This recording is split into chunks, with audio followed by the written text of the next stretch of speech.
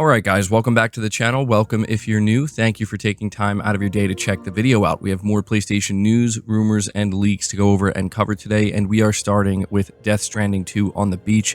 It is officially launch day. Of course, if you pre-ordered the digital deluxe version, you got 2 days early access, but I know that many people decided to buy a physical copy, which is great to see, honestly. And so what I can say is after putting about 6 hours into the game so far, this game is a major step up from the first one in seemingly every way, and I feel as though I'm just barely scratching the surface. But I just wanted to highlight that this game has got its hooks in me much quicker than the first game did. The first game, it was a bit of a slow burn and took more build up, I would say, and took more time overall for me to kind of have the feeling that I have right now with DS2. Within the first 2 to 3 hours of playing this game, I honestly was having trouble putting it down.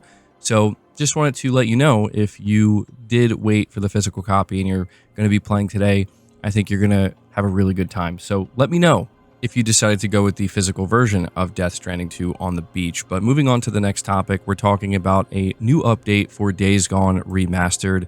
This is being reported by MP First. The PS5 version of Days Gone Remastered received a new update, which addresses various aspects, including Horde Assault, New Game Plus, and more. It even adjusts the spawn rates of female freakers, which I didn't even know was a thing. Drifters will see this appear on the Days Gone Remastered Update 1.036.116, and the complete patch notes are available.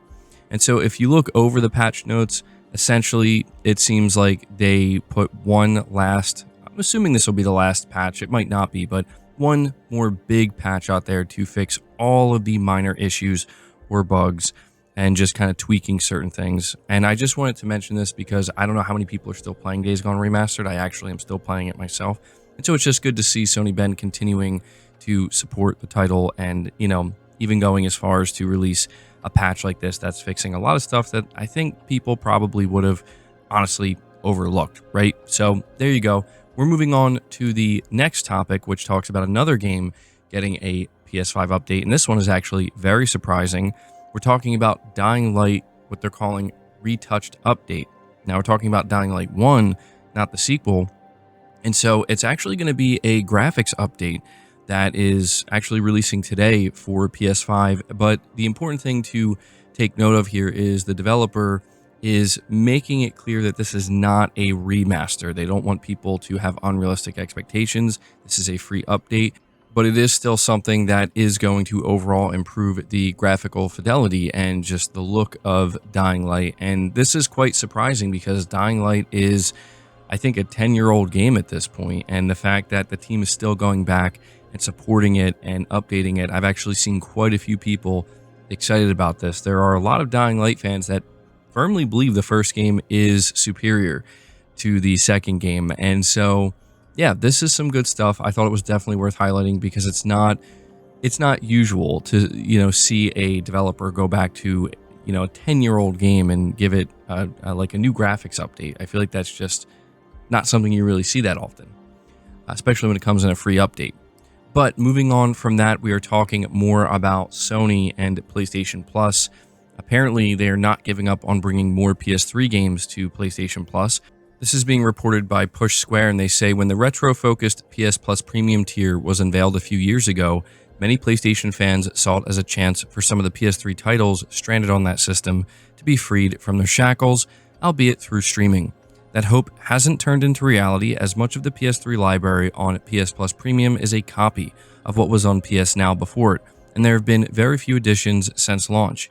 In fact, the first 2 Resistance installments came to the service and were then removed less than 6 months later. It leaves fans of GTA 4 and MGS4 with little hope that their favorites will ever be rescued. While according to Sony at least, it's still looking at adding streamable PS3 titles to PS Plus Premium, but it has been communicated in a sort of backhanded manner. In a new interview with GameFile, Vice President of Global Services Nick McGuire said, "We haven't ruled them out. The opportunities are there, but there are a lot of PS3 games already streaming. When it comes to third-party games, Sony does need to work with the publisher of any PS3 title to bring them to PS Plus Premium. An internal emulation team is set up within PlayStation to handle the process, but there is a slightly longer lead time sometimes. attached to these processes compared to PS5 and PS4 games. Sony tries to release a minimum of one retro game onto PS Plus Premium each month, which is all it's been able to manage consecutively for the past 2 updates. On the topic of the Resistance PS3 title removals, McGuire said it's all about balance in terms of game selection. We've got 80 collections of games across the catalog, so we want to keep it fresh and bring in new games. Sometimes that means taking a few games out at the same time to keep the proposition interesting and help people find new games as well. So, yeah, I mean, this is like a 50-50 thing here, where on one hand, it is nice to hear Sony acknowledging, that idea of bringing more PS3 games to PS Plus Premium, but at the same time, kind of just being like, well, we already have some PS3 games there.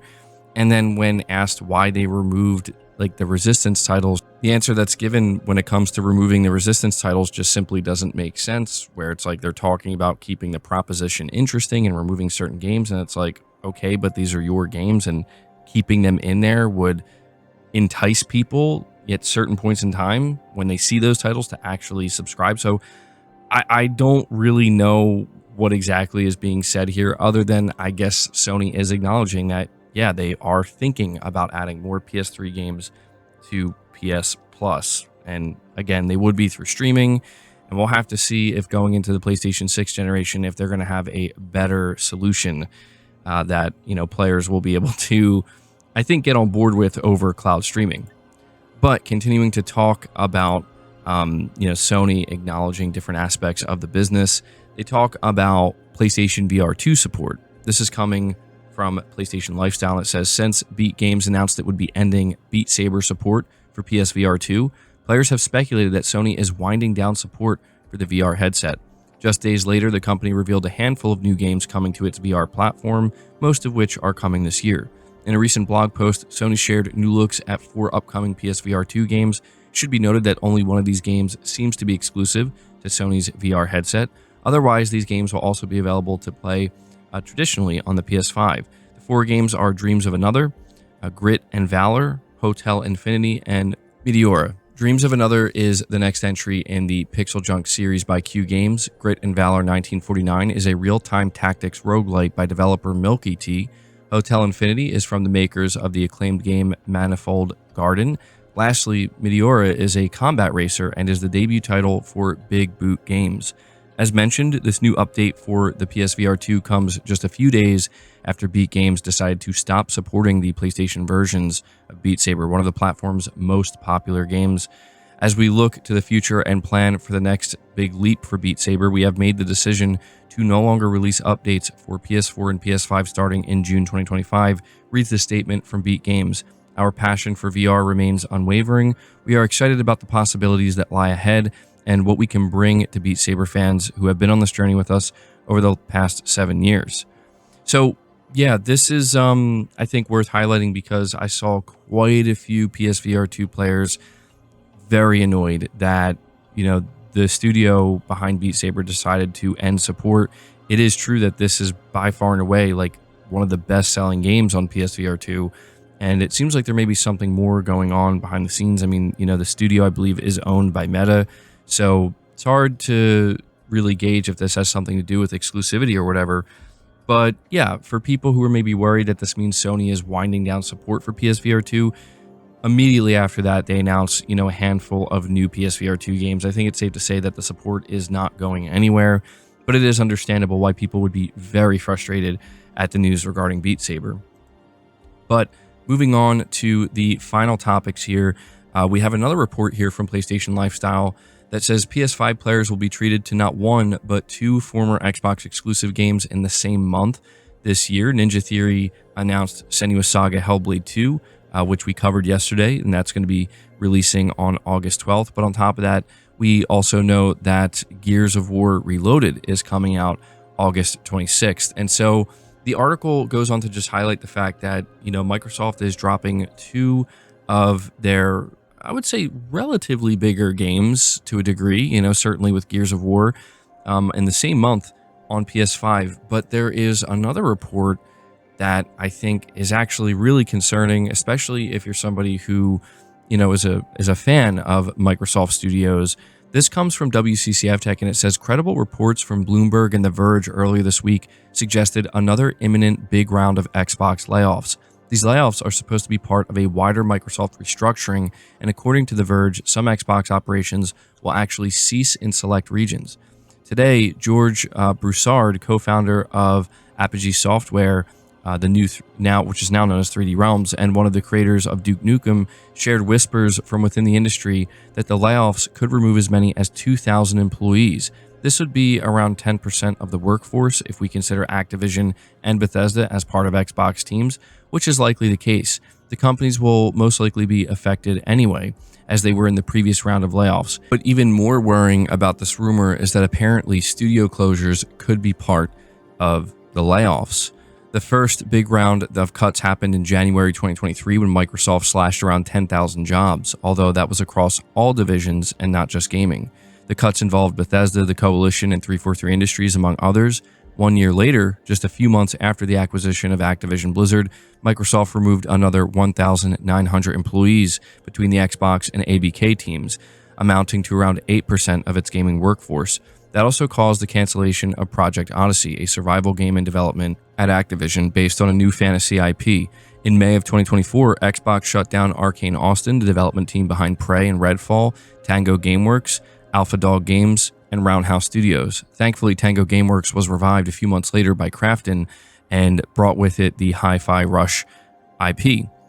With Microsoft's financial quarter set to end on June 30th, the announcement isn't far off and may come by the end of this week. Stay tuned to get all of the official details. So, yeah, man, I just had to highlight this because we know that Microsoft is bringing a lot of their games over to PlayStation 5, and there are many beloved teams that are housed underneath Microsoft's gaming division now, and this is concerning. You know, there's no way around it. It sucks to see more layoffs, and it sounds like it's going to be brutal, man. And the biggest concern here, obviously, for somebody who is a fan of these different studios and IPs, is the idea of studio closures.